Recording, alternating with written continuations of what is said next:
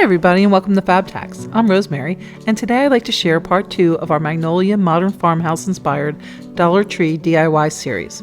If you've not seen part 1, I've provided a link so you might want to check that out. But before we get started, I'd like to again say a great big thank you to all of our subscribers and all the folks who have commented on our videos. We are a new channel and we really appreciate all your support and feedback, which also helps our channel to grow.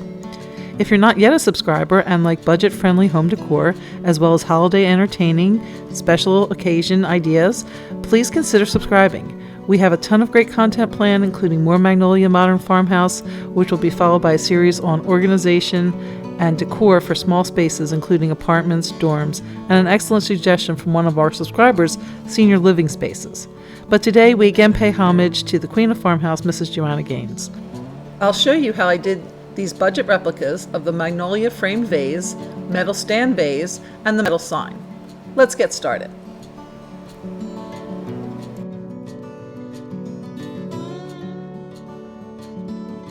To make the framed vase, I took this small plaque from the Dollar Tree and burlap and metal pieces on the top.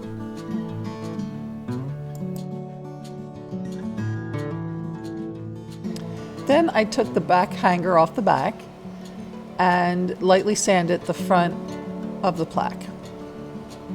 Took this folk art metallic paint in silver sterling and painted the sides and front of the little plaque. Next, I took this folk art metallic in gunmetal gray and painted 4 of the long BBQ skewers from the Dollar Tree. Now, you don't need 4 for this project, but what I do need is, why I did want to use 4 is because I wanted the blunt edge, the machine cut edge on the 4 vertical poles of the vase and to get the accuracy. So I painted all 4 of those, and then I took that blunt edge on the 4 skewers and measured up 8 inches from the blunt edge. And then I cut those and I repeat it for all 4 skewers. So I took one of the small votives from the Dollar Tree and hot glued the votive onto the bottom of the base, bottom of the small plaque. I did this so that I could get, again, accuracy of lining up the skewers and also for stability as I worked on the project. So to attach the skewers, I added a small dab of E6000 in the middle of each side, as shown. And then I flipped the little plaque to the other side and put, again, 2 small dabs on either side.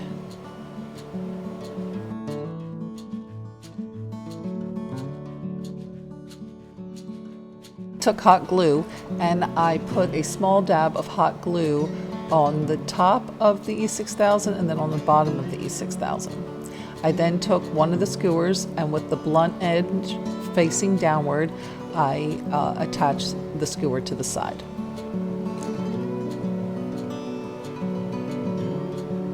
Held it in place until the hot glue was set, and then that allows it to set up, let the E6000 set up.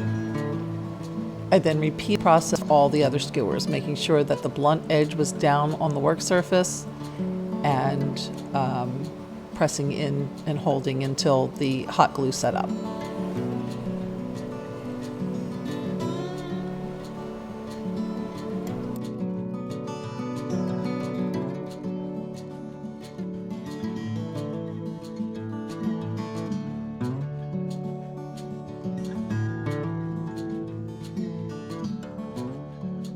Bars, I took another piece of the painted skewer and measured it right on the piece so that I could get an accurate measurement, since sometimes the Dollar Tree items are not exactly square, or even when you apply the vertical poles, it might be off a millimeter here or off a millimeter there. So to get the best fit, I just go ahead and measure it right on the project.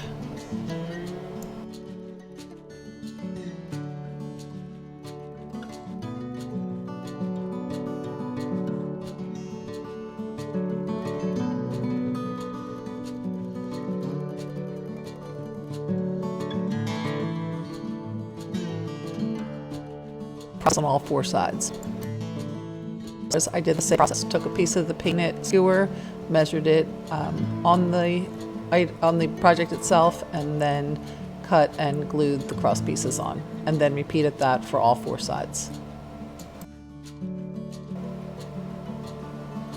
And then I just went back over the pole again with the gunmetal. Once dry, I took a dry brush, just some dabs of a black craft paint, and just kind of dry brush that over all of the poles, just to give it that weathered look. And then I went back with some brown craft paint and did the edges and the corners and where the poles meet the base, and just dabbed it on, and again kind of dry brushed it off to get that aged effect.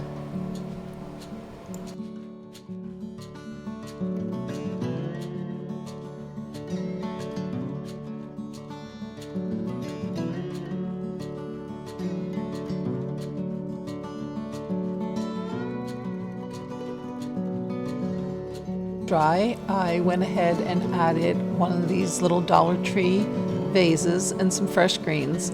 I also removed the votive from the bottom.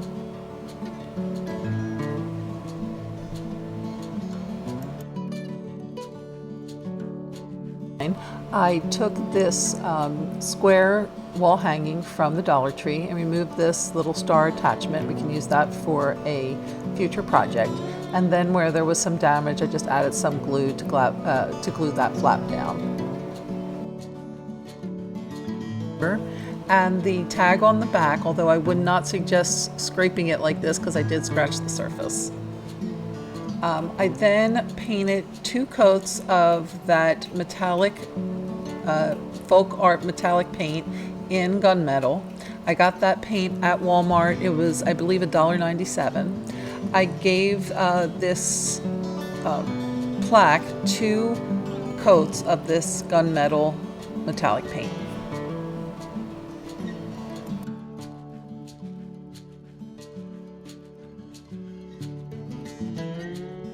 The paint does give a nice metallic surface, but to apply the lettering, I was unable to use pencil. 1, because you couldn't see the pencil, and number 2, once the pencil was on there and you went to erase it, it left marks. It looked terrible. So I came up with this other method of I put 2 rulers along either side, and then for the first line, I put a 3rd ruler across, and I put it at the 3-inch mark on each of the rulers, and then taped it down, and then that provided the line for me to apply the lettering to. These were these stickers here from Walmart, and they cost $2.84 a pack, and I did have to purchase 2 packs. Now to do the next line, I took the ruler and moved it down to the 4.5-inch mark on each of the side rulers, and then again taped it down and proceeded to just add my letters along the ruler there.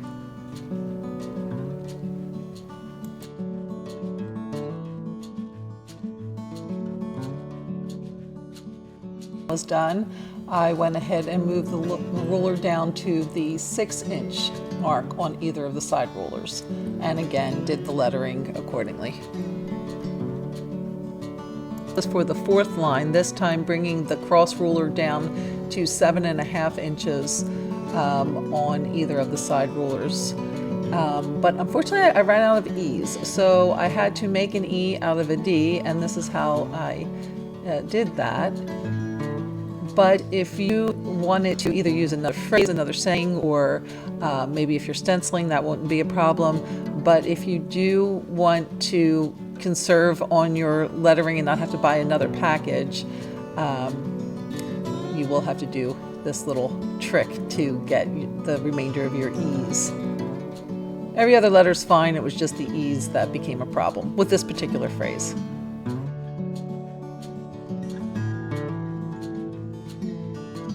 Metal stand. I used this football peg game that is found in the toy section at the Dollar Tree. And then I just took some of the Dollar Tree stickle and filled in all the holes, except for that top one, which of course is where the stand will go, and I just put the peg that comes with the game in there. I then scraped that off with a piece of cardboard or stake that I got from Lowe's, and I will provide a link down in the description box so you know exactly which one, because there are different models, and cut that down to size. So I wanted that to be 10 inches long, and I used a wire cutter to cut that, and if you just kind of squeeze down hard on one side, then give it a slight rotation and cut down again, it'll snap pretty easily.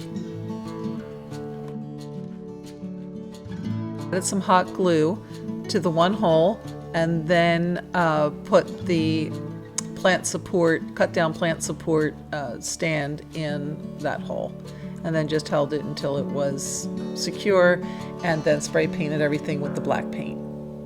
Once the paint was dry, I took the bud vase from the Dollar Tree and just snapped it into the holder at the top. And then that's the finished product.